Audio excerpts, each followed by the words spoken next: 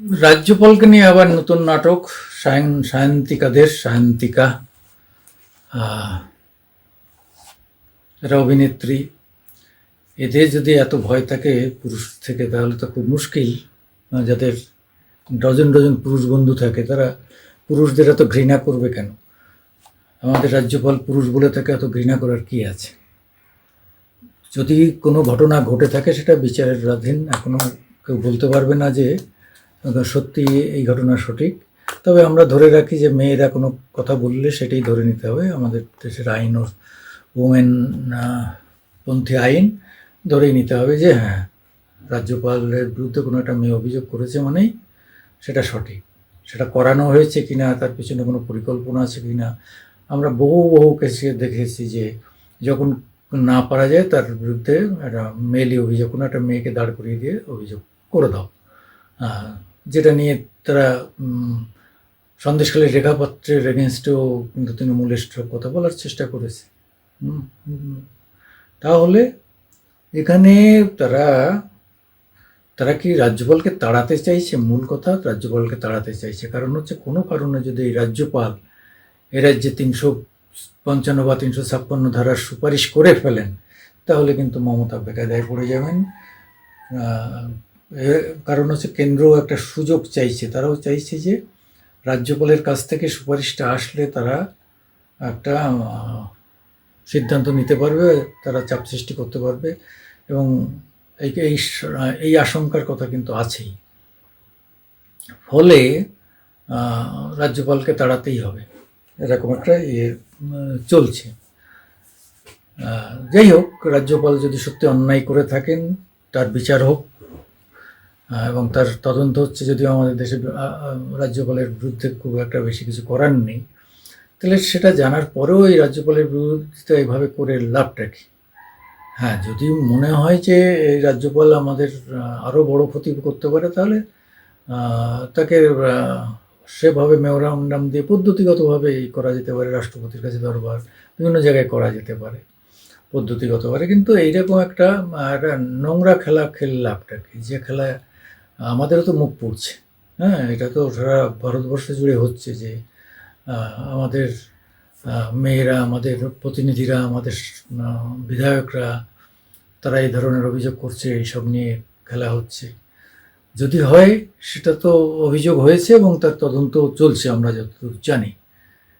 তাহলে আবার নতুন করে এই সমস্ত করে নাটক করে লাভটা কি হয়? হ্যাঁ, মিডিয়ার তো এই সঙ্গে সঙ্গে মিডিয়া চলে যাবে, মিডিয়ায় প্রচার পাওয়া যাবে, সবই ঠিক আছে। কিন্তু পৃথিবীতে মিডিয়ার প্রচার পাওয়াটাই সব কথা নয়।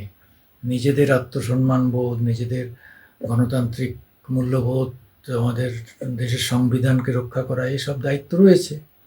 সেই জায়গায় দাঁড়িয়ে যদি এইভাবে সংসদ, বিধানসভা কলঙ্কিত হতে থাকে বারবার, তাহলে তো একটা সময় মনে হবে যে আমাদের সংবিধানটাই ভুল, নতুন করে সংবিধান লিখতে হবে।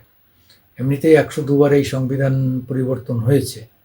হ্যাঁ, এর মানে অনেকটাই প্রথম দিনের সংবিধান থেকে, প্রিয়াম্বেলের সেই জায়গা থেকে শুরু করে, জন্ম থেকে শুরু করে আজ পর্যন্ত হিসাব করলে দেখা যাবে যে খোল নেলচে প্রায় পাল্টে গেছে।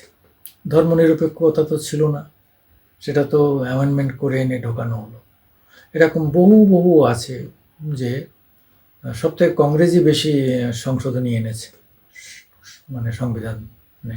আবার তারাই ভয় পাচ্ছে, আরে এই সংবিধান বদল করে ফেলবে মোদি 400 আসলে। আরে সংবিধান তো বেশিবার তোমরাই করেছো রে ভাই, তোমরাই তো বেশিবার পরিবর্তন করে সংশোধন করেছে। সংশোধন করা মানেই পরিবর্তন। তাহলে আর আছেটা কি? ওরা পরিবর্তন আর কি করবে? সবই তো করে নিয়েছে, আর কি আছে? হ্যাঁ, ধর্মনিরপেক্ষ কেটে হিন্দুত্ব করতে পারে, এটা তো ছিলই। তাহলে নতুন কি আছে? দোষ বাবার কি আছে? এটা তো আমাদের সংবিধানের প্রথম প্রণেতারাই করে দিয়ে গেছিল। তাহলে এরকম 2-4টে ব্যাপার হতেই পারে। কিন্তু যাই হোক, সবাই আসনের মর্যাদা রাখবে, জনগণের মর্যাদা রাখবে, গণতন্ত্রের মর্যাদা রাখবে। এটাই কিন্তু সাধারণ মানুষ প্রত্যাশা করে। সাধারণ মানুষ কখনো উচ্ছৃঙ্খলতা পছন্দ করে না। হয়তো এরা ভাবছে যে আমরা এটা করছি, মানুষ মেনে নিচ্ছে। ভোট নিয়ে দেখুন নিরপেক্ষভাবে, 10% মানুষ মানছে কিনা সন্দেহ আছে, দলের লোকও মানছে না। কিন্তু কি করা হবে, দলের টপ মহলে ডিসিশন হয় এবং সেটা মানুষ নেবে কি নেবে না এটা নিয়ে তো আমাদের দেশে সেইভাবে ভেরিফাই করার কোনো চেষ্টাও নেই, সুযোগও নেই যে আমরা এটা করছি, এটা মানুষ কতটা মানে সমর্থন করবে, সেই জায়গাটা নেই। সবাই আমাদের ক্ষমতার জোরে আমরা যা পারি করি, সেই জায়গাটাই আসছে। যাই হোক, আমি সুকুমার দেবনাথ মামাটি মানুষ ইউটিউবে আপনাদের সামনে বারবার আসি এই সমস্ত বিভিন্ন চলতি ঘটনা নিয়ে, কারেন্ট অ্যাফেয়ার্স নিয়ে আসি, বিভিন্ন প্রশ্ন আসি। আপনারাও কিছু আমাদের সাপোর্ট দিতে পারেন, আপনারাও কিছু প্রশ্ন করতে পারেন, বা কোন আলোচনা আরও দরকার সেটা আপনারা বলতে পারেন। ফলে আমরা আশা করব আপনারা আমাদের লাইক দেবেন, আমাদের শেয়ার করবেন এবং সাবস্ক্রাইব করবেন।